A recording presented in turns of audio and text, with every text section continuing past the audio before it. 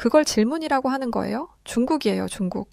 몇몇 나라는 비자가 필요하다고 알고 있지만 우리 중국도 한국처럼 대부분이 다 하이패스라고요. 중국의 힘을 정말 모르시는구나. 조금 불쾌하네요. 부자들만 산다는 장쑤성. 그곳에 정말 한국인에게 제대로 참교육을 당한 중국인 여성이 있습니다. 심지어 자신이 가지고 있는 세계관마저 흔들리고 말았다는데요. 과연 무슨 일이 있던 것인지 사연 지금 바로 시작하겠습니다. 저는 중국 장쑤성에 살고 있는 왕페이라고 합니다.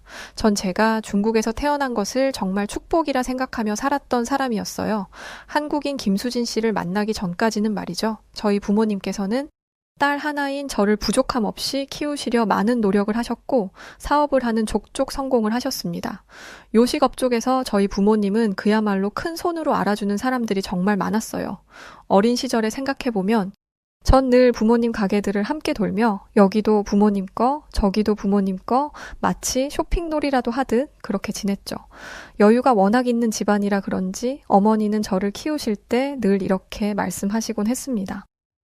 우리 대륙은 정말 넓고 인구도 많은 거 알고 있니? 전 세계 어딜 가도 우리 중국 같은 곳은 찾기 드물지. 엄마 아빠처럼 돈 많은 부자도 참 많은 나라가 우리 중국이야. 엄마 아빠는 사업하느라 자유는 없이 살았으니 왕페이 너는 우리를 믿고 넓은 이 세상을 누비며 살기를 바란다. 특히 중국은 넓고 멋진 곳이라는 것을, 너의 나라라는 것을 꼭 기억하며 살기를 바란다. 항상 이런 말씀을 하셔서 저는 실제로 그렇게 성장을 했어요. 중국이 그 어떤 나라에 비교했을 때 결코 뒤지지 않는 것도 좋았고 나라 자체가 크다는 것도 전 참 좋았습니다. 만약 비상 상황이 생겼다고 한들 인구부터가 절대 밀리지 않기에 중국을 함부로 건들 수 없다고 생각을 했죠. 다만 세상은 아주 넓다는 어머니의 말에 전 다른 나라도 궁금하긴 했습니다. 물론 여행을 다니며 즐길 수 있겠지만 여행이 아니라 일을 하면서 다양한 나라에 가보면 좋겠다는 생각을 했었죠. 그래서 전 제 직업을 정말 오래도록 고민을 했어요. 그러다 우연히 인터넷에서 떠도는 영상을 보다 글로벌 뷰티 계열 쪽으로 대단히 성공한 중국인의 이야기가 있었죠.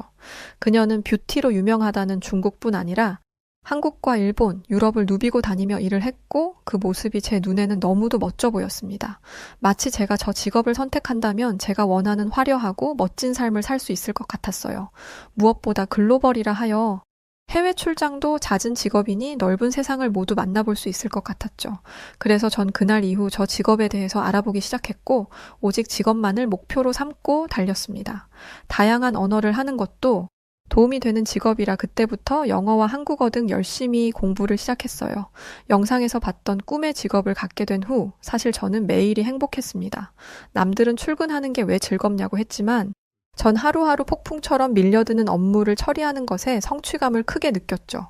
점점 직급이 올라갈수록 성취감은 더해져 갔습니다. 그렇게 전 바쁘게 살았어요. 한국도 비즈니스 차원으로 다녀오고 하면서 말이죠. 그런데 생각보다 해외로 나갈 일이 별로 없었습니다. 이건 제 밑에 있는 직원들 때문이었는데요. 제가 자리를 마음 놓고 비울 수 있도록 환경 조성이 필요했지만 자꾸 버티지 못하고 나가는 탓에 신입 직원들만 가득했죠. 그 신입 직원들을 두고 해외 현장으로 나갈 수가 없어서 2년이 넘도록 나가지 못하고 화상 채팅이나 다른 팀 팀장에게 전달하여 대신 업무를 수행해주는 방향으로 일을 했어요. 막상 중국에만 갇혀서 일을 하니 점점 한계가 느껴지기 시작했습니다. 답답함에 일이 하기 싫어졌고 숨이 턱턱 막히더군요. 제가 한참 실증을 내기 시작했을 때 한국과 연결된 사건이 하나 터졌습니다. 한국 본사에 가서 한 달 정도 일을 하다 와야 할 상황이 생겼는데 전 자리를 비울 수 없었죠. 화상 채팅을 통해 한국 본사 직원과 대화를 나눴으나 서로의 입장 차이를 좁히기는 어려웠습니다. 중국 지사 팀장 왕페이입니다. 소식을 들으셨겠지만 저희 팀 내부 사정상 도저히 자리를 비울 수 없는 상황인데 당장 상황이 긴박해서 제안 하나 드리려 합니다. 혹시 한국 팀에서 중국 지사로 와주실 수는 없을까요? 대략 기간은 한 달 정도 소요될 예정인데 길어져도 2달 안에는 끝날 겁니다. 저희 한국 팀에서 가는 거야. 큰 문제는 아닌데 이렇게 되면 한국 본사에 대한 정보를 얻는 것에 한계가 있지 않겠습니까? 그리고 지금 2년이 넘도록 한 번을 못 오시는데 이건 좀 문제라고 생각하네요. 다 비즈니스 하는 사람들끼리 이해를 못하는 건 아니지만 앞으로도 계속 저희 한국에서 갈 수는 없어요. 우선 이번에는 방법이 없고 시간은 흐르니 저희 쪽에서 직원들 보내겠습니다. 예정에도 없이 갑작스레 가는 것이니 직원들 대우 잘 부탁드릴게요. 한국 쪽에서 저렇게 말하는 게 이해는 갔어요. 몇 년째 저희 팀 사정을 말하며 한국을 가지 못했고 그로 인해 늘 한국에서 와줬으니 말이죠. 입장이 좁혀지지 않을 것 같았는데 시원하게 바로 일 처리를 해주는 것에도 감사하긴 했습니다. 그러나 이미 이런저런 이유로 제 직업에 대해 실증이 나고 있을 때라 그런지 저런 배려에도 괜시레 예민해지기 시작했어요. 결국 직원들에게 화풀이를 하게 되었습니다. 내가 너희들 때문에 한국 본사에 저런 말을 들어야 하니? 일하면서 버티는 게 뭐 그리 어려운 일이라고 나를 이렇게 힘들게 하는 거야? 위에서 얼마나 쪼는 줄 알아? 한국에서 쪼고 위에서도 쪼고 나한테 안 미안하니? 내 평생 꿈이던 직업이었는데 이제는 진짜 신물이 난다. 아주 지긋지긋하다고. 평소 제가 가장 싫어하던 상사가 바로 화풀이하는 상사였기에 전 늘 좋은 말만 해주고 웃어주는 팀장이었어요. 제가 당한 건 적어도 돌려주기 싫었으니 말이죠. 그런데 시간이 갈수록 저도 참기가 어려워지자 결국 제가 가장 싫어하는 모습을 보이고 말았습니다. 이제는 정말 끝이 났다고 생각했죠. 차라리 부모님 사업을 물려받을까? 이제 더는 여기서 버틸 수 없을 것 같은데 그럼 내가 할 수 있는 게 사업 말고는 없겠지. 진지하게 부모님 사업을 물려받든 제 사업을 하든 회사를 나갈 계획도 세우고 있었습니다. 그렇게 마음이 복잡하던 바로 그때 한국 팀원들이 찾아왔어요. 한국 직원들과 예전에 한국에 갔을 때를 제외하고 실제로 대면하는 건 처음이라 반갑기도 하고 한편으로는 제 상황 때문에 경계하기도 했습니다. 나라가 다를 뿐 결국 한 회사 사람들이지만 지사별로 경쟁 구도가 있기에 저들과 함께하는 시간 동안 너무 많은 정보를 줘서는 안 된다고 생각했어요. 마음속으로 경계를 한가득 품고 한국 본사 직원들과 프로젝트를 본격적으로 시작했습니다. 굉장히 주목하고 있는 프로젝트였기에 무슨 일이 있어도 성공리에 마무리를 해야 하는 무거운 책임감이 있었죠. 그렇게 전 한국 직원들과 매일같이 회의를 하고 소통하며 업무를 수행했습니다. 기본적으로 회의를 할 때 각자의 아이디어를 내는 것으로 시작을 하는데 제가 하나 놀란 게 있었죠. 보통 중국에서는 회의를 진행하고 나면 바로 이거다 싶은 아이디어가 단번에 나오기가 쉽지 않습니다. 몇 번의 회의를 한 끝에서야 나오곤 하죠. 그런데 한국 직원들과 함께한 첫 회의부터 결과는 놀라웠어요. 한국 직원들은 정말 세련되고 감각적이었고 트렌드에 민감한 뷰티 분야에서 트렌드를 그야말로 앞장서고 있었습니다. 놀라긴 했지만 중국에 대한 자존심과 경계심으로 표정 관리를 하며 회의에 참석을 했어요. 그뿐 아니라 한국 직원들은 철두철미했습니다. 본인들의 계획을 모두 서류화시켜 모두가 함께 보며 이해할 수 있도록 했죠.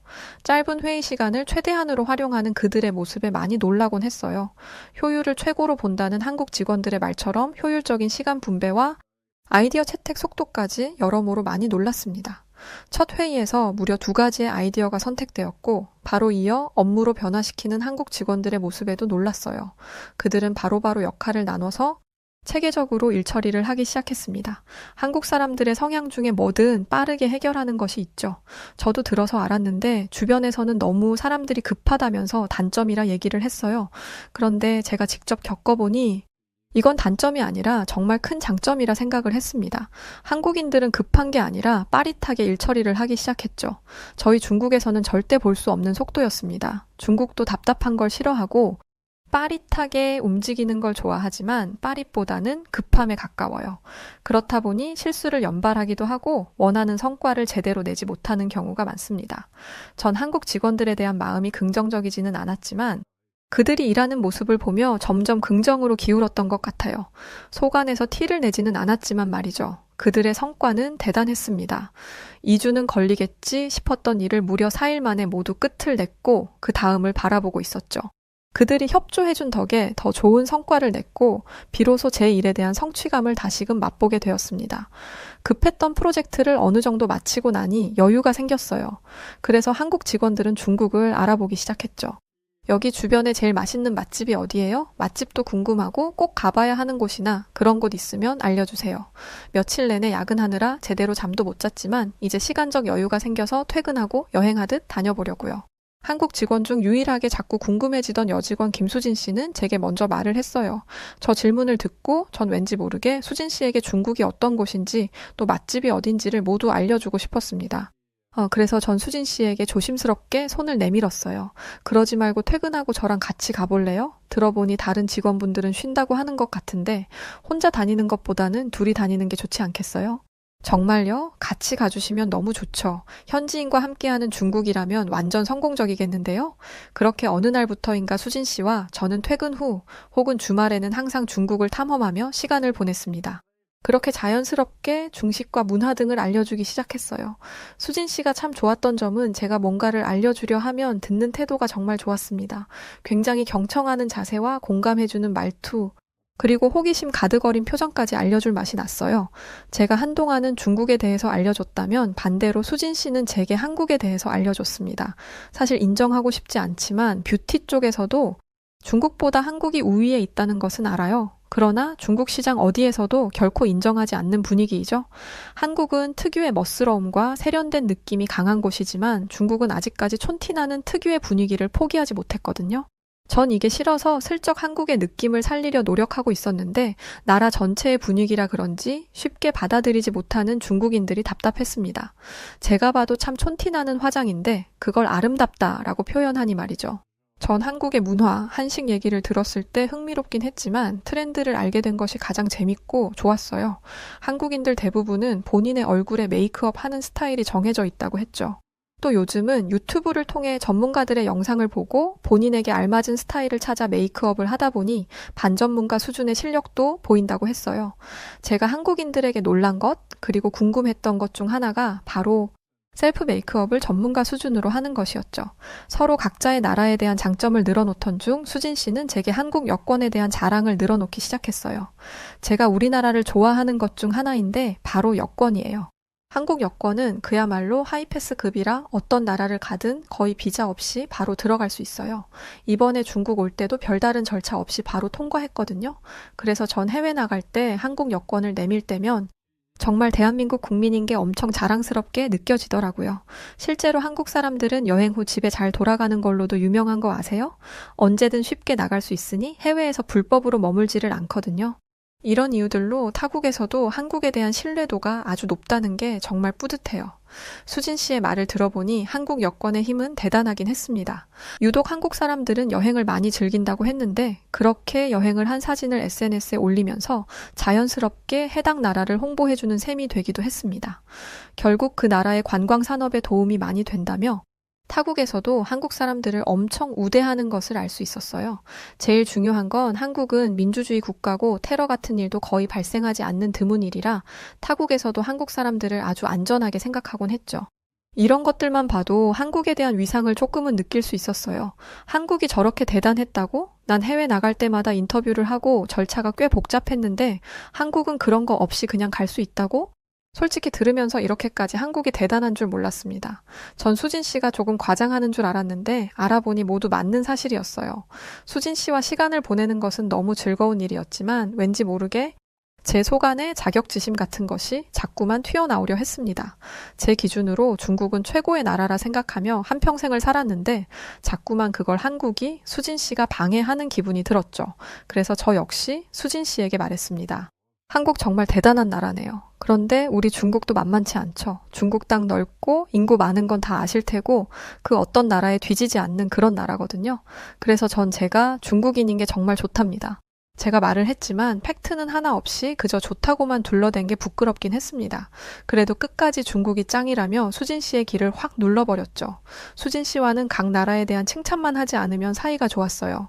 물론 수진 씨는 한국에 대해서 알려주려 제게 이런저런 말들을 해주는 것이라는 걸 알지만 저 홀로 괜히 자격지심을 느끼는 것이 문제라는 것도 충분히 인지하고 있었습니다. 이윽고 저희 두 사람에게 각 나라의 여권에 대한 이슈에 불을 확 지피는 일이 벌어지고 말았어요. 한국 팀들이 넘어가고 유럽으로 가야 하는 일정이었죠. 이건 정말 꼭 참석하라고 신신당부를 해서 저 역시 사전에 준비 중에 있었습니다. 그런데 유럽 쪽 일정이 앞당겨지길 원하는 상황이라 당장 가야 했어요. 이렇게 된 이상 한국팀과 같이 유럽에 다녀오라는 지시가 떨어졌습니다. 전 오히려 좋긴 했어요. 오랜만에 외국에 나가는 것이고 유럽은 제가 직접 가서 궁금증을 해결하고 싶었던 것이 아주 많았죠. 그래서 전 기쁘고 가벼운 마음으로 유럽으로 갈 준비를 했습니다. 한참 준비를 하는데 어느 날 갑자기 수진 씨가 제게 이런 질문을 했어요. 왕페이 여권에 문제 없는 건 확인했어요. 비자 괜찮은 건가요? 이 질문을 듣고 전 콧방귀를 꼈습니다. 정말 중국 여권에 힘이 있는데 얼마나 밑으로 깔봤으면 저런 질문을 할까 싶었죠. 수진 씨, 그걸 질문이라고 하는 거예요? 중국이에요, 중국. 몇몇 나라는 비자가 필요하다고 알고 있지만 우리 중국도 한국처럼 대부분이 다 하이패스라고요. 중국의 힘을 정말 모르시는구나. 조금 불쾌하네요. 전 그런 뜻으로 말한 게 아니에요. 불쾌했다면 미안해요. 유럽 출장이 큰 사안이라 혹여나 차질이 생길까봐 미리 준비하자는 차원에서 말했던 거였어요. 그 차질이 왜 중국일 거라 생각하죠, 수진 씨? 한국도 문제가 없는데 경제 강국인 중국이라고 문제가 있을까요? 제가 이 말을 안 하려고 했는데 우리가 친해진 것도 좋고 다 좋다 이거예요. 그런데 수진 씨 말할 때마다 자꾸 은근히 한국은 높게 평가하고 우리 중국을 아래로 보는 듯이 말해서 제가 기분이 많이 나쁘거든요. 저 다른 사람들에 비해 과할 정도로 자국에 대한 애정 넘치는 사람입니다. 내 나라를 사랑하지 않는 국민은 없겠지만 말이에요. 앞으로 조심 좀 해주세요. 전수진 씨에게 그간의 울분을 한 번에 터뜨렸습니다. 터뜨리고 나서는 제 자격지심을 들킨 것 같아서 부끄러운 마음이 들긴 했지만 앞으로 조심해달라는 의미도 있었어요. 자꾸 한국 자랑하는 게 거슬렸으니 말이죠. 그런데 수진 씨의 말을 듣고 혹시 몰라 알아보긴 해야겠다 싶었습니다. 그래서 전 알아봤는데 여행지마다 다르다고 했고 어떤 곳은 필요한데 또 어떤 곳은 필요하지 않다고 했어요. 전 여기서 자신감을 얻었습니다. 제가 일을 시작하기 전에 그리고 초반에는 해외를 자주 다녔거든요. 물론 여행사를 이용한 패키지 여행이라 여행사에서 다 알아서 해주긴 했습니다. 이런 서류 준비해라, 여기에 도장 찍어라 이런 식으로 다 알려주면 그대로 했었고 솔직히 어렵지 않았어요. 그래서 그런지 비자 걱정이 아예 없었습니다. 그리고 솔직한 말로 경제 강국인 중국과 한국이 같은 비교선상에 오르는 것 자체가 너무 웃기다 생각했어요. 한국이 아무리 용 써봐라 우리 중국을 따라올 수나 있나? 코딱지만한 나라의 인구도 코딱지만한 곳인데 감히 경제 강국을 뭘로 보고 같은 선상에 오르려고 해. 진짜 생각할수록 어이가 없네. 이번 유럽 출장에서 내가 확실하게 보여줘야겠어. 전 우리 중국이 아무 문제 없이 한국처럼 바로 들어갈 수 있다는 것을 수진 씨에게 보여주고 한마디를 할 생각이었습니다. 그렇게 저희들은 유럽 출장길에 나섰어요. 그런데 비행기 안에서 승무원 때문에 기분이 나쁜 일이 생겼습니다. 자꾸만 한국인인 수진 씨에게는 친절한데 제게는 왠지 모르게 퉁명스러운 느낌을 받았어요. 이 또한 자격지심인지 혹시 내가 너무 예민한 건 아닌가 싶었습니다. 중국 비행기도 아니었기에 전 최대한 조용히 가고 있었어요. 화장실을 가던 길 승무원들이 영어로 뭐라 하는 말을 들었습니다. 중국 출발이라고 해도 왜 이렇게 중국인들이 많은 거야? 진짜 중국인들 딱 질색인데 오늘 비행 완전 꽝이다 꽝이야. 중국인들 많이 타니까 질서도 없고 소란스러운 거 봐. 왜 저렇게 목소리들이 크고 무식한 거야? 진짜 싫다. 저런 사람들이 자꾸 유럽에 오니까 유럽 이미지를 망치는 건데 지들 나라에나 있지 왜 나오는 거야? 서비스도 해주기 싫다니까? 근데 같은 아시아국인데도 한국이랑은 진짜 다르지? 한국인들은 교양이 묻어나는 게 딱 보이지 않아? 예의도 바르고 고풍스러운 특유의 그 분위기가 있어. 이래서 한국 하는구나. 승무원들이 중국에 대한 비난을 서슴없이 하는 말을 듣고야 말았어요. 전 화장실을 가려다 자리로 돌아갔고 그때부터 생각이 많아졌습니다. 분명 중국은 최고인데 어째서 수많은 나라 사람들에게 민폐국으로 여겨지고 있는 것인가 싶었어요. 심지어 한국과 비교를 당하다니 너무 수치스러웠습니다. 승무원들에게 당장이라도 따지고 싶었지만 솔직히 부끄러워서 아무 말도 못했어요. 전 비행 시간 내에 제공되는 어떤 서비스도 받지 않고 그냥 조용히 자는 척을 하며 유럽에 도착했습니다.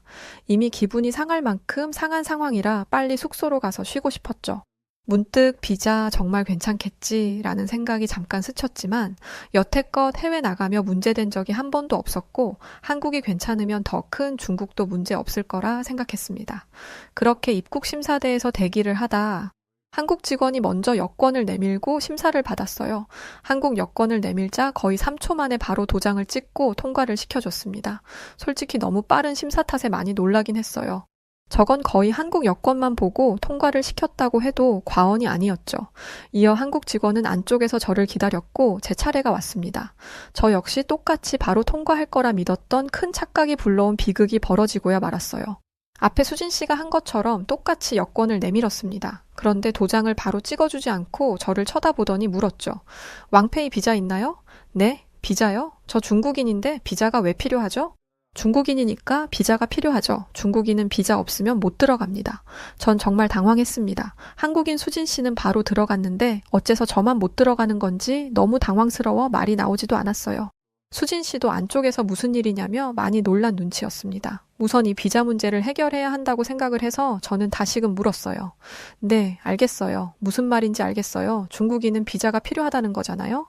그럼 공항에서 조치를 해주세요. 비자만 있으면 들어갈 수 있다면서요. 아니요. 비자 없으면 입국 자체가 불가능하니 다음 비행기로 귀국하세요. 공항에서 비자 신청하는 거 중국인은 어렵습니다. 불가능해요. 돌아가세요. 여기서 더 행동 취하면 조치하겠습니다.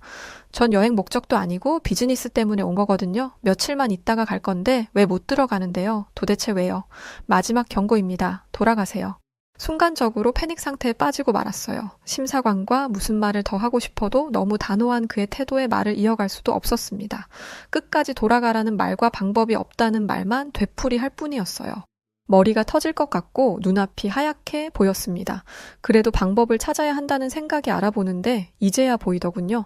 중국 여권 소지자는 사전에 비자 신청을 해야 하고 입국 허가를 해줄 수 있는 방법이 지금은 하나도 없다는 사실을 알았습니다. 그야말로 미칠 것 같았습니다. 회사에 면목이 없어서 어떻게 해야 하나 싶었어요. 팀장급이나 되는 사람이 유럽 출장을 가면서 비자 하나 준비를 못해서 못 간다고 하면 무슨 말이 돌까 싶었습니다. 심지어 유럽 쪽 바이어들과 중요한 미팅까지 잡아둔 상황이니 말이죠. 제가 너무 들어오지 않자 수진 씨는 제게 전화를 걸었어요. 왕페이 도대체 왜 이렇게 안 들어오는 거예요? 혹시 입국 심사대에서 무슨 문제라도 생겼어요? 저한테 말을 해줘요. 수진 씨, 나 어쩌죠? 중국은 비자가 필요하다는데 전 비자가 당연히 없어도 괜찮을 줄 알고 그냥 왔거든요. 한국처럼 그냥 들어갈 수 있을 거라 생각을 했는데 어쩌죠? 지금 여기서 비자 신청도 어렵다고 하고 다음 비행기로 귀국하라고만 하는데 미치겠어요. 이게 무슨 말이에요? 왕페이 비자 신청을 안 했어요. 제가 그때 확인해 보시라고 말했던 건데 유럽 비자 없이 입국할 수 있는 나라가 몇 없어요. 왕페이. 저는 한국을 자랑하려고 말했다기보다 우리 업무에 차질이 생길까봐 말했던 건데 이건 뭐 방법이 없네요. 수진 씨 역시 화가 났을 겁니다. 비즈니스 파트너로 함께 온 건데 제가 입국을 못하게 되면서 생기는 수많은 문제들을 홀로 책임져야 하니 말이죠. 고작 비자 하나로 제게 이런 큰 문제가 생길 줄은 상상도 못했습니다. 그렇게 전화를 끊고 정신을 차리고 주위를 둘러보니 저와 같은 사람들이 생각보다 많았어요. 그런데 대부분 중국인, 러시아인, 인도인들이 비자가 없어서 못 들어가서 소란을 피우고 있었죠. 그 중에서도 중국인들은 정말 난리도 아니었습니다. 이봐, 내가 누군 줄 알아? 니들이 뭔데 중국인한테 비자를 내놓으라 말아야. 우리 중국인이 어디 가서 이런 대우 받을 사람들인 줄 알아? 내가 어이가 없어서 말이 안 나오네. 너보다 윗사람 불러와. 난 너 같은 일개 직원이랑은 말도 안 섞는 사람이야 알아? 난동을 피우는 사람들을 향해 인상을 찌푸리고 보니 놀랍게도 다 중국인이었어요. 결국 그들은 보안 직원에게 끌려갔죠. 이게 중국인 건가? 다른 나라 사람들은 저렇게 난동을 부리지 않는데 왜 하필 중국인들만 저렇게 끌려나가는 거야? 정말 부끄러워서 얼굴을 못 들겠네. 제가 중국인인 걸 숨기고 싶을 지경이라 손에 쥐고 있던 여권을 가방에 숨기고 이제 어떻게 해야 할지 고민을 했습니다. 보니까 입국심사대 근처에 입국 거부자 대기구역이 있었어요. 우선 저도 그쪽으로 이동해서 이 사태를 수습해야겠다 싶었죠. 대기구역으로 가보니 모두 낙담한 표정의 사람들이 보였습니다. 몇몇 사람들은 얼굴을 두 손으로 가린 채 우는 사람도 보였고 그 안에서도 난동을 부리는 중국인들이 보였어요. 그런 사람들 사이에 있으니 정말 아무 생각이 나지 않았습니다. 차분히 하나씩 알아보기 시작했어요. 혹시 모르니 말이죠. 또 수진 씨 역시 이도저도 못하고 안쪽에서 대기를 하고 있던 상황이라 긴급 비자 발급이나 이런 걸 알아봐야겠다 싶었습니다. 그런데 정말 화가 나게도 중국 여권 소지자는 사전 신청 승인을 받아야만 비자 신청을 할 수 있었죠. 결국 전 방법이 아예 없다는 것을 인지하고 강제 귀국을 해야 했습니다. 귀국을 하자마자 짐도 못 풀고 바로 회사로 복귀를 했어요. 이건 누가 봐도 터무니없는 제 잘못이라 정말 할 말도 없었죠. 왕페이 지금 제정신이야? 유럽을 나가는데 비자 확인도 안 하는 사람이 어딨어? 유럽 바이어랑 미팅이 얼마나 중요한 줄 몰라서 이런 터무니없는 실수를 한 거야? 한국 직원 혼자서 그걸 할 수 있을 것 같냐고. 지금 그 한국 직원은 이러지도 저러지도 못하고 발만 동동 구르고 있던데 이 모든 걸 어떻게 책임질 거야? 대체 왜 이렇게 바보 같은 짓을 했어? 입이 10개라도 변명할 수 없었습니다. 전 화상 채팅으로 상황을 마무리했죠. 모든 폭풍 같은 시간들이 지나고 수진 씨는 밤에 제게 전화를 했어요. 왕페이 괜찮아요? 같이 왔는데 그렇게 다시 돌아가니 마음이 영 불편하네요. 그래도 화상 채팅을 같이 해줘서 문제없이 바이어 미팅까지 마무리할 수 있었어요. 고마워요. 낙담해 있을 것 같아서 전화해봤어요. 고맙고 너무 미안해요, 수진 씨. 제 무지함과 자만함이 불러온 결과가 이런 거구나 생각하며 후회하고 반성 중이에요. 수진 씨 말을 들을 걸 중국이 뭐 그렇게 대단하다고 혼자 자만하며 씩씩거렸는지 모르겠어요. 전 그렇게 수진 씨가 내밀어준 손을 잡았습니다. 제가 화풀이도 하고 언성도 높여 저를 미워할 줄 알았어요. 심지어 마지막에는 비즈니스에 피해까지 줬으니 말이죠. 그런데 수진 씨는 미워하기는커녕 오히려 제 마음이 다쳤을까 헤아려주고 손을 꼭 잡아줬습니다. 유럽에 도착했던 순간부터 강제 귀국해 모든 일과를 마친 순간까지 숨도 제대로 쉬질 못했는데 수진 씨 덕에 마음을 편히 가질 수 있게 되었습니다. 뭔지 모를 중국에 대한 배신감에 자세히 알아봤어요. 그런데 한국과 중국은 비교할 수 없는 레벨이었습니다. 한국은 미국, 캐나다, 동남아 하다못해 영국까지도 비자 없이 갈 수 있는 나라였어요. 그러나 중국은 80개국만 무비자로 갈 수 있고 대부분이 비자가 필요한 세계 64위였죠. 전 이 숫자를 보고 인정을 했습니다. 한국은 무려 192개국을 무비자로 갈 수 있는 세계 3위이니 숫자만 봐도 차이가 엄청났죠. 그래서 전 완벽하게 인정했고 수진 씨에게 진실된 사과를 재차 반복했습니다. 이런 제가 마음에 걸려서였는지 수진 씨는 한국으로 돌아가는 날 제게 작은 선물을 해줬어요. 작은 책이었는데 수많은 글귀가 적혀 있었죠. 왕페이 조금 유치한 선물이지만 마음이 힘들 때는 딱 마음에 드는 페이지를 열어봐요. 힘을 얻을 수 있는 말들이 적혀 있을 거예요. 한번 큰일을 겪어서 그런지 그 이후부터 저는 어딜 나갈 때마다 비자 확인을 꼭 하는 습관이 생겼습니다. 중국을 믿을 수 없으니 말이죠. 심지어 중국은 한국에게 무비자 허용을 해줬는데 한국은 해주지 않았다는 것을 보고 나라의 격차와 중국이 전 세계의 나라들의 어떤 이미지인지 다시금 깨닫게 되었습니다. 전 앞으로 중국인이라는 것에 자만하지 않고 조용히 살아가려 해요. 제가 봤을 때 중국은 한국을 따라가려면 정말 멀었다고 보이거든요. 저 하나가 바뀐다고 크게 달라질 것은 없겠지만 저 하나라도 바뀌다 보면 혹시 중국인들의 무례한 무식함이 조금은 변화하지 않을까 기대를 해봅니다. 적어도 다른 사람들에게 피해를 주고 중국이라는 오만함으로 상대를 대하지 않는 중국인들이 되길 간절히 바라봅니다. 한국 여자들쯤이야 누워서 떡 먹기로 꼬실 수 있다는 미국 남자가 있습니다. 그는 세계 최고의 강대국 출신인 자신이 유혹하면 한국 여자들이 황송해하며 자신을 받아줄 것이라 굳게 믿고 있었는데요. 얼마 전 한국에 온 이 오만방자한 미국인은 쌍코피가 터지는 개망신을 당한 뒤 땅을 치고 후회했다고 합니다. 대체 그에게 무슨 일이 벌어진 것일까요? 저는 미국 브루클린 출신의 브래드 윌리엄스라고 합니다. 저는 어렸을 때부터 제가 미국인이라는 게 몹시 자랑스러웠어요. 세계에서 제일 잘 나가고 강력한 국가의 국민이라는 사실은 제게 엄청난 자부심을 주었고 언제부터인가 저는 이 세상 모든 국가가 미국의 발 아래에 있다고 믿었어요. 그도 그럴 게 우리 미국인들이 쓰는 영어는 전 세계의 공용어나 마찬가지이고 세계 최고의 대학들도 전부 미국에 있고 국방력 역시 우리 미국이 세계 1위니까요. 게다가 저는 금발의 푸른 눈을 가진 전형적인 백인 남자였기 때문에 이 세상 그 누구와 견주어도 난 꿀릴 것이 하나도 없다고 믿었죠. 그래서였을까요? 전 제 첫사랑이 실패할 거라고 단 한 번도 생각해보지 못했었습니다. 하지만 제가 좋아했었던 그 여자애는 내가 아닌 어떤 한국 남자가 너무 좋다면서 저를 차버리더군요. 처음에 저는 이 현실이 믿기지가 않았어요. 세계 최강대국 미국인인 제가 고작 한국이라는 조그만 나라 출신에게 밀려서 이런 비참한 꼴을 당하다니요? 저는 너무 분해서 밤에 잠도 제대로 잘 수 없을 정도였답니다. 그래서 저는 그 한국 남자에 대해 알아보기로 했어요. 대체 어떤 놈이길래 내 소중한 첫사랑을 빼앗아간 것인지 궁금해서 참을 수가 없었거든요. 그렇게 그 한국 남자를 뒷조사하다가 저는 놀라운 사실을 알게 되었는데 그건 바로 그놈이 아이비리그에 다니고 있다는 것이었어요. 그 사실을 알고 난 뒤 전 그놈이 더 싫어졌답니다. 진짜 미국인인 저는 그저 그런 공업 전문대를 나와서 공장에서 일하고 있는데 그놈은 한국인 주제에 아이비리그에 가다니요? 이런 주제도 모르는 아시아인들 때문에 우리 백인들이 설 자리를 잃는 것이라는 생각에 저는 괜히 심통이 나고 나중에는 열등감까지도 느껴지더군요. 이런 건 태어나서 처음 느껴보는 감정이었어요. 위대한 미국인인 내가 고작 한국인 녀석에게 이런 패배감을 느끼다니 이건 말도 안 되는 것이었고 저는 어떻게든 이 열등감을 해소해야만 했어요. 어떻게 하면 좋을까 고민하던 저는 제가 당한 그대로 돌려줘야겠다는 생각을 하게 되었답니다.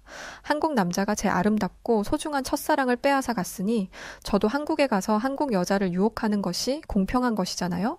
게다가 저는 세계 1위 국가, 미국의 시민이니 한국 여자를 꼬시는 일쯤이야 아주 가볍고 쉬운 일이라고 생각했습니다. 왜냐하면 한국 같은 3급 국가 사람들은 평생 저 같은 선진국 국민을 동경하고 부러워했을 테니까요. 그렇게 저는 한국의 일자리를 알아보기 시작했어요. 그런데 제가 한국행을 준비하는 것을 알게 된 저희 부모님이 이왕 아시아에 갈 거라면 한국이 아닌 일본에 가는 게 어떠냐고 하시더군요. TV에서 보면 일본인들이 아주 예의 바르고 상냥해 보인다면서 말이죠. 물론 저는 부모님의 제안을 거절했습니다. 저는 한국에 가서 한국 여자를 유혹해야 했으니까요. 하지만 저희 부모님은 계속해서 저를 설득하셨죠. 일본은 오랫동안 경제 대국이었으니 일하기에도 좋을 거고, 무엇보다 한국은 북한이라는 위험 부담이 큰 국가이니 피하는 게 좋지 않겠니? 부모님의 설득은 며칠 동안 계속되었고, 결국 저는 한국이 아닌 일본으로 가기로 했답니다. 솔직히 태어나서 지금까지 미국 밖으로 나가본 적도 없고, 아시아의 역사에 대해 제대로 공부해 본 적도 없는 저한테는 한국 여자나 일본 여자나 별 차이 없는 다 같은 동양인이라는 생각도 있었거든요. 그렇게 저는 별 생각 없이 일본행 비행기 티켓을 끊었고, 며칠 뒤 드디어 일본의 오사카에 도착하게 되었죠. 저는 일본의 한 영어 학원에 원어민 강사로 취업을 했는데, 예상대로 일본인 동료들은 저에게 호의적으로 대해주었어요. 일본인들은 특유의 간드러지는 목소리로 언제나 밝게 웃으며 제게 먼저 인사를 건넸죠. 또 일본인들은 어디를 가든 사뿐사뿐 조용히 다니고 매너도 잘 지켰어요.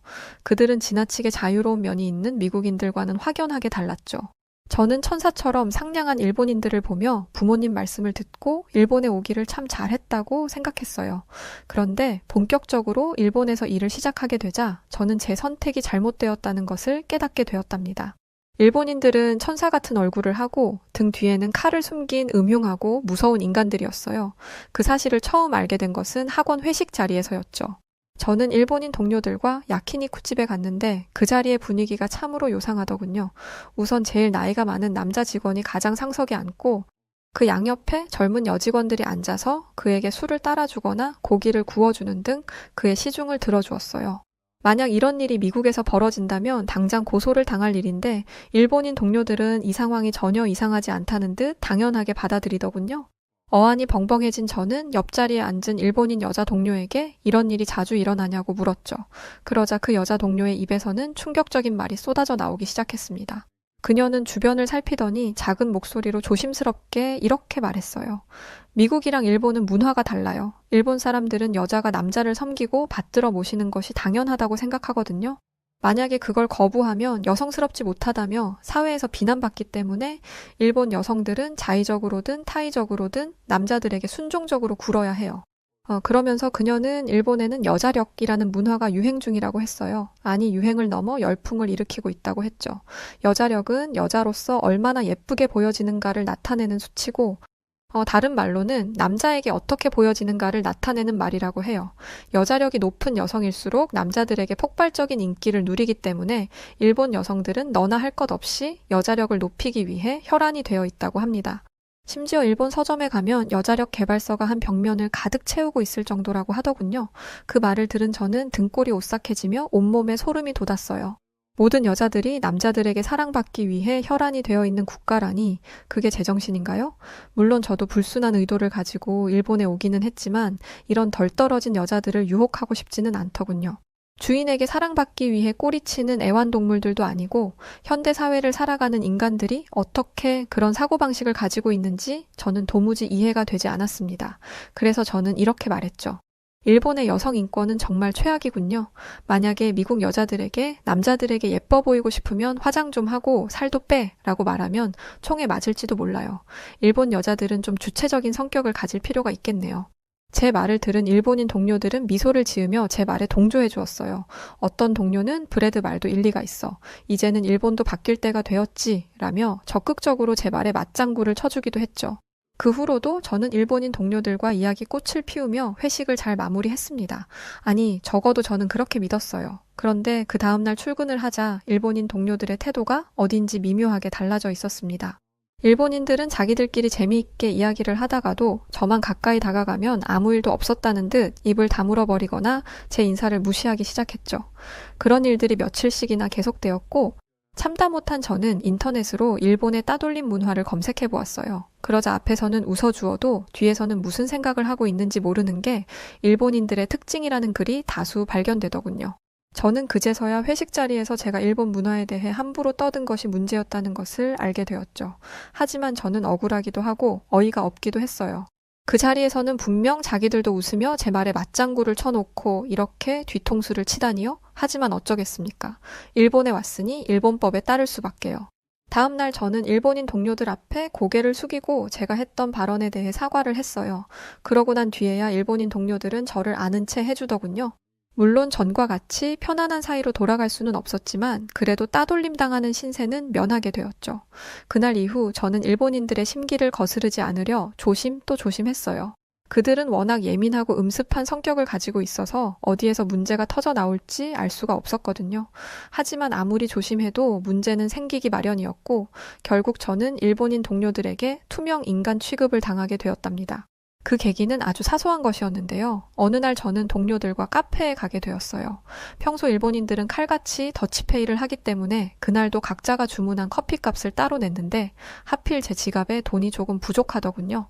많이도 아니고 딱 100엔이 부족했어요. 하는 수 없이 저는 옆에 있던 한 일본인 동료에게 100엔을 빌려 커피를 사 먹었죠. 다음 날 저는 어제 빌린 100엔을 동료에게 바로 갚았고 그렇게 이 일은 사소한 해프닝으로 끝나는 줄 알았어요. 그런데 그 직후부터 일본인 동료들은 저를 따돌리기 시작했습니다. 마치 이곳에 제가 존재하지 않는 것처럼 일본인들은 철저하게 저를 무시했죠. 아니, 무시하기만 하면 다행이지 나중에는 중요한 스케줄을 공유해주지 않아서 업무에 차질을 빚게 하더군요. 결국 저는 괴롭힘에 지쳐서 일본 내 다른 학원으로 이직을 하려 했어요. 하지만 일본인 동료들은 악랄하게도 다른 학원에 저에 대한 악의적인 소문을 내서 제가 이직도 못하게 만들었습니다. 그들은 저를 이 지옥에 가둬두고 끝없는 괴롭힘을 가할 생각인 것 같았어요.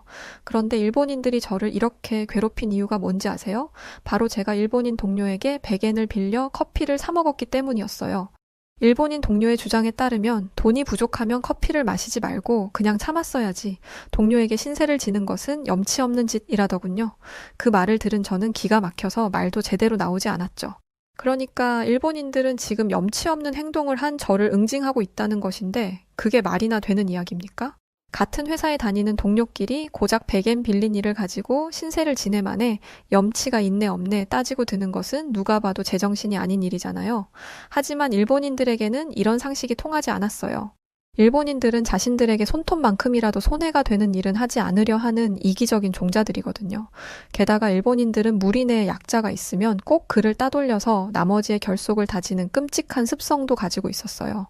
그러니까 외국인 노동자인 제가 일본인으로 가득한 회사에서 따돌림을 당하는 것은 어찌 보면 처음부터 피할 수 없는 일이었던 거죠. 여기에 더해 일본인들은 업무적으로도 치사한 갑질을 일삼았어요. 그들은 편하거나 좋은 일은 자신들이 도맡아서 하고 하등 쓸모없는 잡일들은 제게 몰아주더군요. 그런 일이 계속될수록 일본인들은 능력이 우수한 사람으로 평가받고 저는 별로 필요 없는 인력으로 평가받게 되었죠. 그렇게 일본인들은 제 노동력을 착취해서 자신들의 성과를 올렸는데 끔찍한 것은 그들에게 이런 일이 아주 익숙해 보였다는 것이었어요. 저는 일본인들의 더러운 습성에 혀를 내둘러야 했죠. 그러던 어느 날 한 일본인 동료가 저를 보며 백인들한테서는 특유의 치즈 누린내가 나라는 말을 하는 게 아니겠어요? 순간 엄청 화가 난 저는 지금 말 다 했냐고 큰 소리를 치며 그 일본인 동료에게 다가갔어요. 그 일본인 동료는 170cm도 안 될 것 같은 작은 키를 가지고 있었는데 키가 176cm였던 제가 그 앞에 서서 내려다보자 겁을 집어먹더군요. 여태까지 같은 일본인들과 무리를 지어서 저를 비웃고 무시해 왔으면서 제가 강하게 나오니까 쫄아서 아무 말도 못하는 모습을 보며 저는 일본인들이 참 비겁하다는 것을 알게 되었죠. 그들은 강한 자에게 약하고 약한 자에게 강한 전형적인 찌질이들이었어요. 일본인들의 실체를 정확히 알게 되자 저는 그들이 우스워 보이기 시작했습니다. 그러자 재미있는 일이 일어나기 시작했어요. 일본인들이 제게 함부로 대하기는커녕 쭈뼛거리며 설설기는 게 아니겠어요. 저는 일본인들의 이런 역겨운 습성에 완전히 질려버렸고 이제 그만 일본을 떠나기로 했습니다. 하지만 이대로 미국으로 돌아가기는 아쉬웠고 저는 원래 계획했던 대로 한국에 가보기로 했죠. 얼마 후 저는 한국 땅을 밟게 되었는데 바로 그 순간부터 놀라움의 연속이었답니다. 우선 인천공항의 직원들은 능숙하고 유창하게 영어를 사용했는데 그들의 뛰어난 영어 회화 실력의 순간 저는 제가 미국에 잘못 왔나 하는 생각까지 들 정도였죠. 사실 저는 일본에서 생활하면서 답답함을 느낄 때가 한두 번이 아니었거든요. 일본인들은 정말 기초적인 영어도 할 줄 몰라서 늘 손짓과 발짓을 섞어가며 대화를 해야 했죠. 반면에 여기 인천공항의 직원들은 자유자재로 영어를 구사하며 완벽에 가까운 서비스를 제공하고 있었어요. 한국이 캐나다나 멕시코처럼 미국과 딱 붙어있는 나라도 아닌데 한국인들은 어떻게 이렇게 영어를 잘하는 것인지 정말이지 경이로움이 느껴질 정도였답니다. 다음으로 저를 놀라게 한 것은 한국의 엄청나게 빠른 인터넷 속도였어요. 일본에서 지내면서 인터넷 속도에 딱히 불만을 가져본 적은 없었는데 그건 제가 한국의 인터넷을 몰랐기 때문이었어요. 한국의 인터넷 속도는 일본의 인터넷 속도와 비교도 안 될 정도로 빠르더군요. 검색어를 누르면 0.1초 만에 결과가 나오면 물론 동영상도 끊김없이 볼 수 있었죠. 이건 마치 신세계와도 같았어요. 미국은 세계 1위의 강대국인데도 이런 서비스를 누릴 수 없는데 한국은 이렇게나 훌륭한 인터넷을 마치 공기로 숨을 쉬듯 당연하게 이용한다는 사실에 저는 절로 배가 아파지더군요. 제 상식으로는 한국이 미국보다 뒤떨어지는 나라여야 되는데 이런 상황은 잘 이해가 되지 않아 너무 당황스러웠죠. 하지만 언제까지 넋을 놓은 채 서 있을 수는 없었기에 저는 애써 놀란 마음을 진정시키며 인천공항 밖으로 나왔어요. 인천공항 내부도 최첨단을 달리는 시설들이 가득했지만 인천공항 밖에도 훌륭한 인프라가 갖춰져 있더군요. 제일 먼저 눈에 띈 것은 빽빽하게 늘어선 고층 빌딩들이었어요. 그 화려하고 압도적인 전경은 낡고 허름한 일본의 도시와 너무 비교가 되더군요. 일본은 아무래도 지진이 많이 일어나는 나라라서 그런지 대체로 건물들이 낮고 지어진 지 오래된 것들이 많은데 한국의 건물들은 아찔한 높이와 세련된 디자인으로 그 위용을 뽐내고 있었어요. 이어서 저를 놀라게 한 것은 공항 주변에 즐비하고 있는 고급 외제차들이었는데 미국인인 저도 비싸서 구입할 엄두도 못 내는 독일제 자동차를 한국인들이 몰고 다니고 있더군요. 저는 평생을 아시아 국가들은 미국의 발밑에 놓여 있다고 생각하며 살아온 사람인데 지금 이 모습을 보면 제 생각이 완전히 틀린 것 같아 저는 적잖이 충격을 받았답니다. 그런데 놀라움은 여기서 끝이 아니었습니다. 한국인들의 아름다운 외모는 충격 그 자체였거든요. 우선 한국인들의 피부는 눈이 부실 정도로 희고 깨끗했어요. 언뜻 보기에도 한국인들의 피부는 백인인 제 피부보다 훨씬 더 하얘 보였는데 대체 왜 제가 백인이고 한국인들이 황인이라 불리는 것인지 이해가 가지 않을 정도였죠. 특히 한국 여자들은 도자기로 빚어놓은 듯 깨끗하고 맑은 피부에 오밀조밀 예쁜 이목구비를 자랑하고 있었는데 그녀들은 꼭 인형처럼 아름다웠어요. 재미있는 것은 한국 여자들이 일본 여자들과 굉장히 다르게 생겼다는 것이었는데 대체로 땅딸막하고 하관이 툭 튀어나온 것이 특징인 일본 여자들과 다르게 한국 여자들은 매끄러운 얼굴선과 범접할 수 없이 귀티나는 분위기를 가지고 있더군요. 저는 이 사실만으로도 한국에 오길 정말 잘했다는 생각이 들었어요. 하지만 문제는 전혀 예상치 못한 곳에서 발생했답니다. 그건 바로 한국 남자들이 제 예상보다 훨씬 멋있었다는 것이었는데 한국 남자들은 대체로 저와 키가 비슷했고 심지어 저보다 키가 크기도 했어요. 이건 정말 예상하지 못했던 일이었죠. 일본 남자들은 거의 대부분 저보다 키가 작고 왜소했거든요. 저는 같은 동양인이니 한국 남자들도 키가 작고 못생겼을 것이라는 편견을 가지고 있었는데 실제로 본 한국 남자들은 대체로 훤칠하게 키가 크고 부티나는 외모를 가지고 있었어요. 그들의 세련된 외모를 보고 있자 마음속 깊숙이 넣어두었던 한국 남자에 대한 열등감이 다시 스멀스멀 기어 나오기 시작하더군요. 저도 모르는 사이 저는 첫사랑을 빼앗겼던 굴욕을 곱씹고 있었죠. 결국 저는 언젠가 한국 여자를 유혹하고 말겠다는 철없는 결심을 다시 하게 되었답니다. 지금 생각해보면 어리석고 유치하기 짝이 없는 생각이지만 당시에 저는 악만 남은 상태였어요. 그렇게 저질스러운 생각을 하며 저는 새로운 직장으로 향했죠.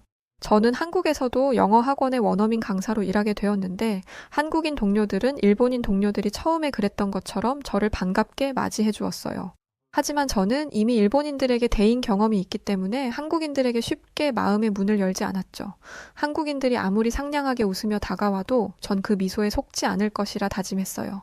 저는 어차피 개인주의가 팽배한 미국에선 온 사람이라서 혼자 지내는 것이 익숙했고 딱히 한국인 친구를 만들고 싶은 마음도 없었기에 한국인 동료들에게 대면대면하게 굴었죠. 그런데 한국인들은 혼자 밥을 먹고 혼자 커피를 마시는 저를 이해하지 못하는 것 같았어요. 그들은 끈질기게 저에게 다가와 말을 걸고 호의를 베풀었습니다. 어느 날은 다 같이 친해질 겸해서 술을 마시러 가자고 하더군요.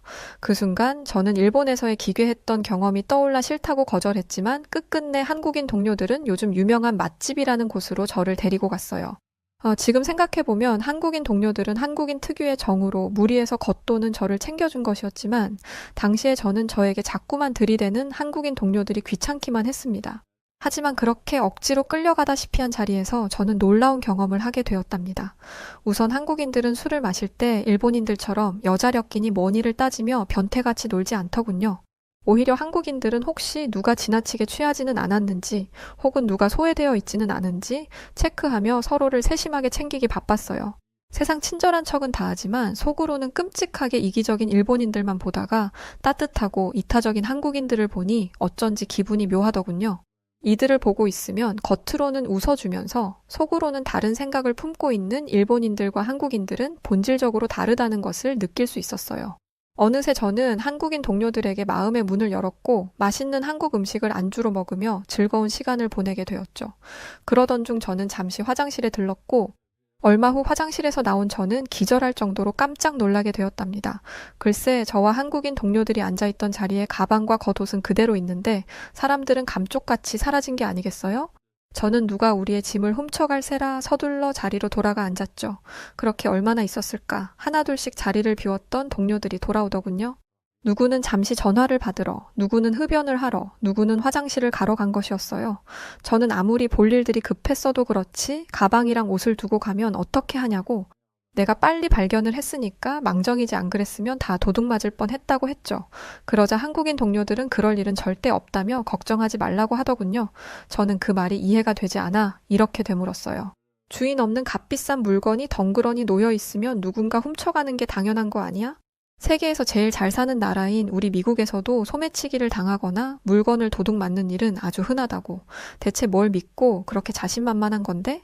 제 질문에 한국인 동료들은 한국인을 믿는다고 답하더군요. 원래 한국인들은 주인 없는 물건에 손을 대지 않는다면서 말이죠. 그 말을 들은 저는 혹시 한국은 남의 물건에 손을 대면 처벌을 세게 하는지 물었어요. 그러자 한국인 동료들은 이렇게 답하더군요. 한국인들이 남의 물건에 함부로 손대지 않는 것은 처벌이 무서워서가 아니야. 그냥 내 것이 아닌 다른 사람의 물건이니까 손을 대지 않는 것이 당연하다고 생각하는 거지. 저는 그 말이 도저히 믿기지 않았어요. 무슨 천사들도 아니고 사람이 그렇게까지 양심이 바르고 반듯할 수는 없다고 생각했거든요. 하지만 한국이라는 나라를 겪으면 겪을수록 한국인 동료들의 말이 사실이라는 것이 드러났습니다. 한국에는 무인으로 운영되는 가게들이 많았는데 한국인들은 주인이 없어도 도둑질을 하지 않는 것이 너무나 당연하다는 듯 스스로 값을 지불하며 무인 가게를 양심적으로 이용하고 있었죠. 저는 만약 미국의 슬럼가에 이런 무인 가게가 세워진다면 어떤 일이 벌어질까 상상해 보았어요. 아마 채 1시간도 되지 않아서 그 가게는 강도들로 인해 초토화가 되고 말 겁니다. 그런 일이 벌어지는 것이 당연하던 나라에 살다가 이렇게 양심적인 문화를 처음 겪었을 때 저는 인지부조화가 올 지경이었어요. 그때 제가 느낀 감정은 새하얀 백조들 틈에 낀 미운 오리가 된 기분이었답니다. 하지만 시간이 지날수록 백조들 사이에서 살아가는 것이 썩 괜찮은 일이라는 것을 저는 알게 되었어요. 우선 한국 학원에서 근무하는 것은 일본에서 근무할 때보다 훨씬 근사한 일이었는데 일단 사람 대 사람으로 존중받으며 일할 수 있다는 것이 너무 좋았습니다. 일본에서 말 같지도 않은 이유로 무시를 받다가 스마트하고 젠틀한 한국인 동료들과 함께 일하게 되니 꼭 천국에 온 기분이더군요. 게다가 한국 학생들은 굉장히 똑똑해서 하나를 가르치면 열을 알아들었어요. 날로 일취월장하는 제자들을 보며 저는 전에 느껴본 적 없던 성취감과 뿌듯함도 느낄 수 있었죠. 어느 순간부터 저는 한국에서 일할 수 있음에 감사하며 누가 시키지 않아도 있는 힘을 다해 열심히 일하게 되었답니다. 그렇게 저는 마음을 다잡고 한국에서 인생의 전성기를 보내고 있었죠. 하지만 제 안에 어리석은 열등감과 무지 때문에 제 인생은 다시 꼬이기 시작했답니다. 평소처럼 열심히 강의를 하고 나오던 어느 날 갑자기 원장님이 저를 부르시더군요. 원장님은 그동안 저를 눈여겨봤다고 하시며 열심히 일해줘서 고맙다고 제게 특별 보너스를 주셨어요. 저로서는 생각지도 못한 엄청난 보상이었죠. 저는 앞으로도 더 성실하게 일하겠다고 인사를 드리고 원장실을 빠져나왔어요. 그리고는 갑자기 생긴 큰돈을 보며 무엇을 할까 고민하기 시작했죠. 그러다가 문득 저는 클럽에 가봐야겠다는 생각을 하게 되었어요. 마침 그날은 금요일이기도 했고 당시 제 안에는 아름다운 한국 여자를 유혹하고 말겠다는 욕망이 꿈틀거리고 있었거든요.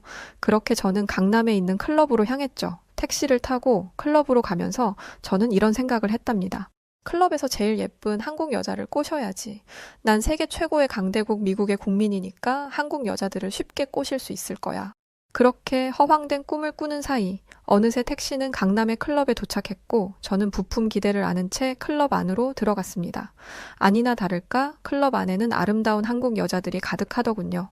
먹이를 노리는 매처럼 기회를 노리던 저는 혼자서 춤을 추고 있는 한 여자에게 다가가기 시작했어요. 잠시 후 아름다운 그녀의 옆에 서게 된 저는 나 미국인인데 같이 놀겠냐고 물어봤죠. 이어서 그녀의 입이 열렸고 저는 충격을 받아 그 자리에서 얼음이 되어 버렸답니다. 네? 미국인인데 왜 제가 그쪽하고 같이 놀아야 해요? 관심 없는데 저쪽으로 가주실래요? 저는 미국인들은 싫어서요. 제가 미국인이라는 것을 밝히면 당연히 제 유혹에 넘어올 것이라 생각했던 그녀는 대체 뭐가 어떻게 된 일인지 저를 단칼에 거절해버렸어요. 저는 당황스럽고 당황한 마음에 그녀에게 영어로 욕을 해버렸죠. 볼 것도 없으면서 괜히 튕기기는 나도 당신 같은 여자는 별로예요. 유독 영어를 잘했던 한국인들이라 그 여자도 제 말을 알아들었더군요. 그래서 맞받아치기 시작했고 결국 저희는 말싸움을 하게 되었어요.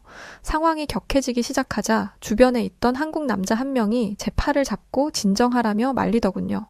하지만 저는 이미 이성을 잃은 상태였고 제 팔을 잡은 그 한국 남자의 얼굴에 주먹을 날리고 말았습니다.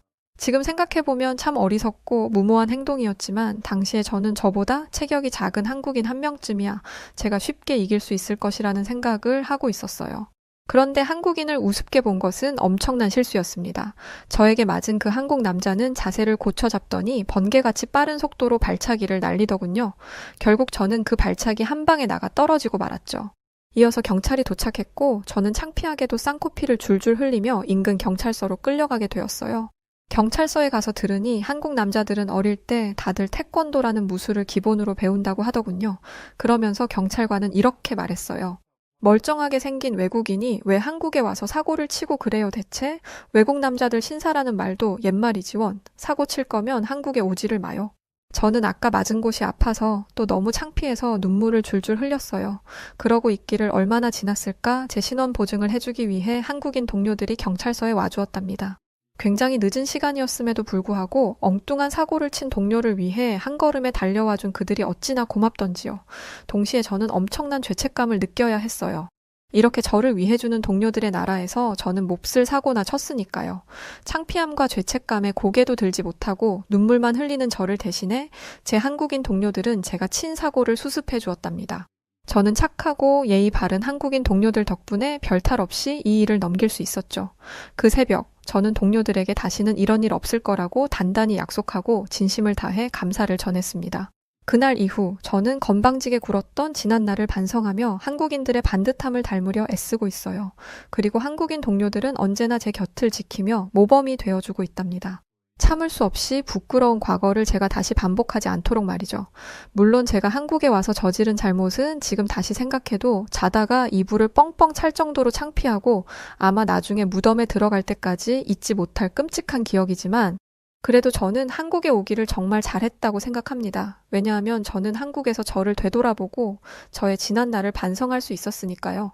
한국 여자는 눈 감고도 아주 쉽게 꼬실 수 있을 거라던 오만했던 저는 한국에 와서 아주 제대로 크게 혼나게 되었었고 왜 저의 첫사랑이 한국 남자에게 홀딱 반해 저를 차버렸던 것인지 대번에 이해하게 되었습니다. 언젠가 꼭 만날 겁니다. 최선을 다해 이를 사랑하고 주변을 배려하고 경찰분이 말했던 외국 신사라는 말이 나올 수 있게 앞으로도 환상적이고 아름다운 한국에서 매일을 감사하며 살아가도록 하겠습니다. 자, 오늘 사연은 여기까지입니다. 에고, 단단히 오해하셨네요. 한국 여성분들 노란 머리 키 큰 미국인들 별로 안 좋아하는데 말이죠. 솔직히 저도 한국 여자라서 읽으면서도 살짝 기분 나쁜 마음이 여하튼 성실함과 다정함 모두 중무장해야 한국 여성분들과 만나보실 수 있을 거예요. 우리 한국 여자들 무시하면 큰 코 다쳐요. 그럼에도 사연 보내주신 브래드 윌리엄스 씨 감사드리고요. 앞으로는 2번 다시 클럽에서 그런 추태 부리지 마세요. 자, 그럼 오늘 사연 어떻게 들으셨나요? 오늘 사연이 재미있으셨다면 구독과 좋아요 그리고 알림 설정 부탁드립니다. 그러면 지금까지 사연을 읽어드렸던 여우튜브 송은지였고요. 영상 끝까지 시청해주신 분들 모두 고맙습니다. 그리고 구독자분들 언제나 사랑합니다. 당신만의 여우